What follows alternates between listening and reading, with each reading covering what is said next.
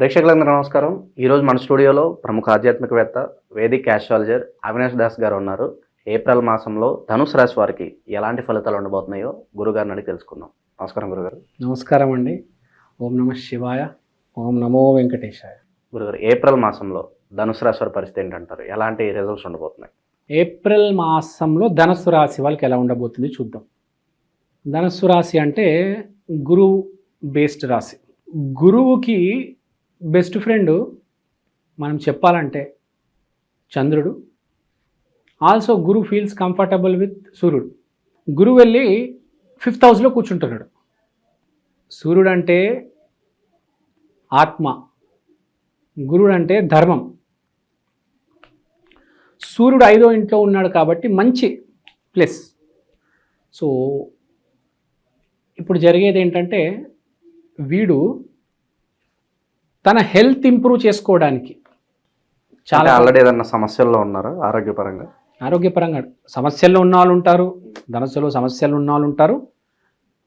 ఇప్పుడు కొంచెం మనం డెవలప్ అవుదాము, హెల్త్ పరంగా పుట్ట తగ్గిద్దాము, ఫిట్గా ఉందాము, జాగ్రత్తగా తిందాము. మనం ఇప్పుడు జాగ్రత్తగా తిన్నాను అనుకోండి, ఫర్ ఎగ్జాంపుల్ ఫేస్ అనేది మీరు పాలు చక్కెర మానేస్తే మీ ఫేస్ మీద ఉన్న మచ్చలన్నీ వెళ్ళిపోతాయి తెలుసా. ఈ రకమైన పాటిస్తారు అంటే మెయిన్ ఫేస్ని బాగా పొట్ట లోపల డ్రెస్సింగ్ ఇవన్నీ చేస్తారు. హెల్త్ తర్వాత ఫిజికల్ యాక్టివిటీస్, రన్నింగ్, జాగింగ్, తర్వాత రిక్రియేషన్ అంటే స్విమ్మింగు, అంటే పనితో పాటు ఎంటర్టైన్మెంట్, స్విమ్మింగు, డ్రైవింగు. అంటే మీకు రిక్రియేషన్ అంటే ఐడియా ఉంది కదా, ఒకటేసారి పని జరుగుతుంది, ఎంటర్టైన్మెంట్ కూడా జరుగుతుంది. అలా వెళ్ళొద్దాం ఆ గుడికి, అలా వెళ్ళొద్దాం ఆ సినిమాకి, అలా క్రికెట్ మ్యాచ్కి వెళ్ళొద్దాం, ఇవి ఎక్కువ ఉంటాయి.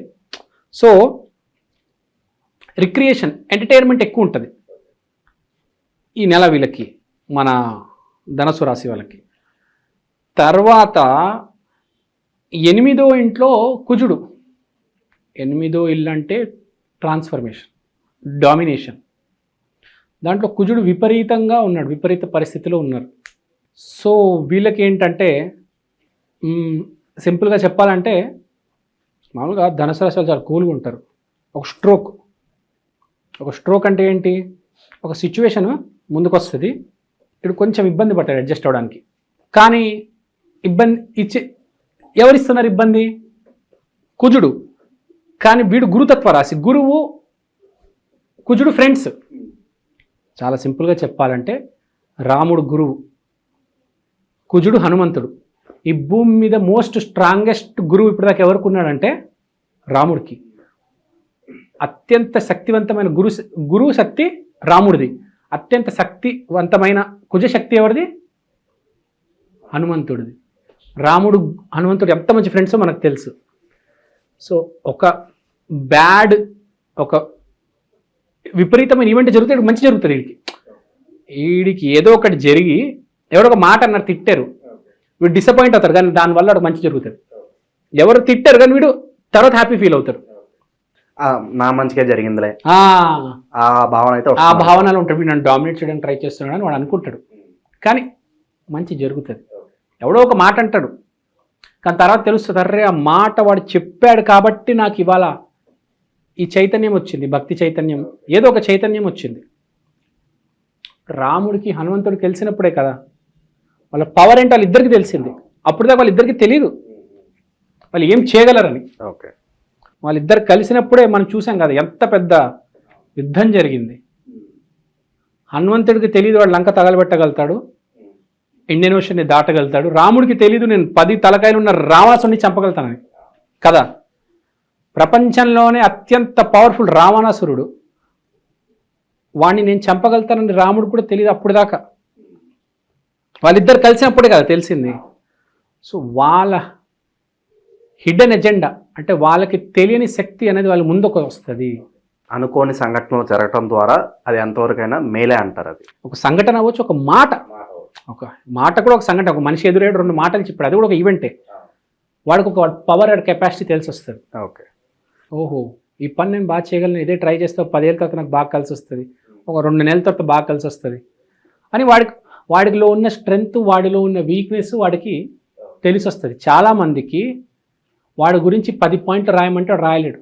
భూమి మీద ఏ మనిషిని పట్టుకున్నారో నీ గురించి 10 పాయింట్లు రాయిరా అంటే అన్ని అబద్ధాలు రాస్తాడు తెలుసా, అన్ని తప్పు రాస్తాడు. నేను రాసిస్తా, వాడు ఎదురు మనిషిని అడిగితే కరెక్ట్ చెప్తాడు. కానీ మీరు రాసుకున్నారు అనుకో 10కి 10 పాయింట్లు తప్పు రాస్తారు. ఎందుకంటే మనం ఎప్పుడు మనల్ని కరెక్ట్ అనుకుంటాం, అవతలని రాంగ్ అనుకుంటాం.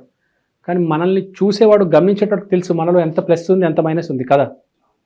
మనం ఎప్పుడు హీరో అనుకుంటాం మనల్ని, కానీ మనకు తెలీదు అప్పుడప్పుడు మనం వేరే వేరే రోల్స్ చేస్తూ ఉంటాం, ఎక్కడెక్కడో ఏందేందో చేస్తూ ఉంటాం.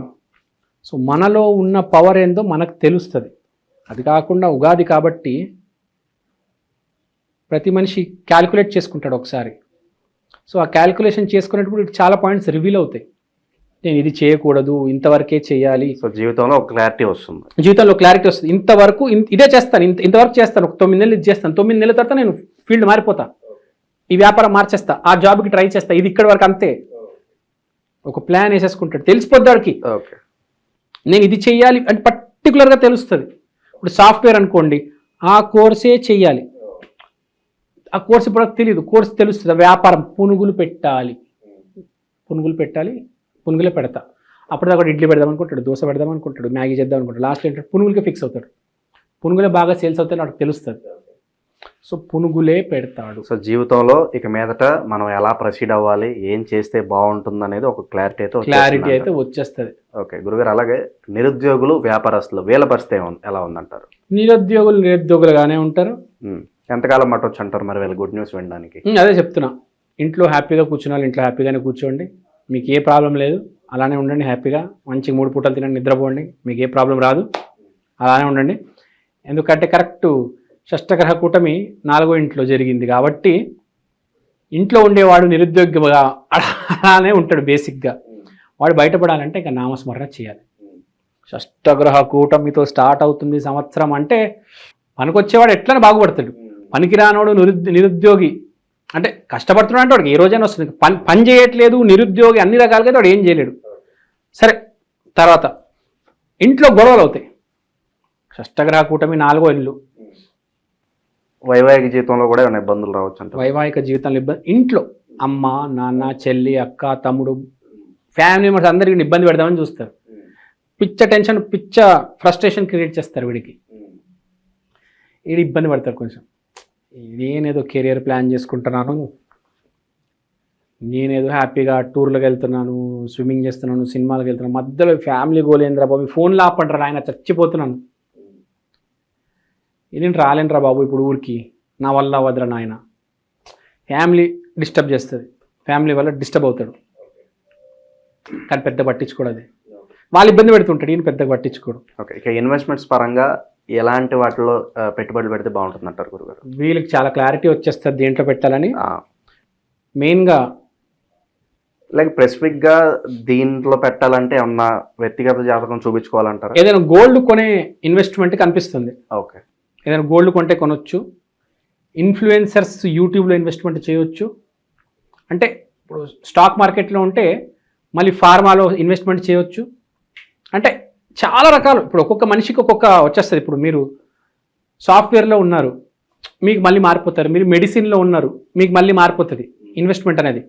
సూర్యుడికి సంబంధించి ఇప్పుడు సూర్యుడు అంటే చాలా వస్తుంది. ఇప్పుడు సూర్యుడు అంటే బంగారం వస్తుంది మీకు, సూర్యుడు అంటే మళ్ళీ ఫైర్ వస్తుంది, చాలా రకరకాలు వస్తాయి. ఒక్క ఐటమ్ కాదు, ఒక 10-20 ఐటమ్లు వస్తాయి. బేసిక్గా పాయింట్ ఏంటంటే మీ క్లారిటీ వచ్చేస్తుంది దేంట్లో ఇన్వెస్ట్మెంట్ చేయాలి అని. ఓకే, అలాగే సొంత ఇంటి కళ నెరవేరడానికి ఎంతకాలం పట్టవచ్చు అంటారు గురుగారు?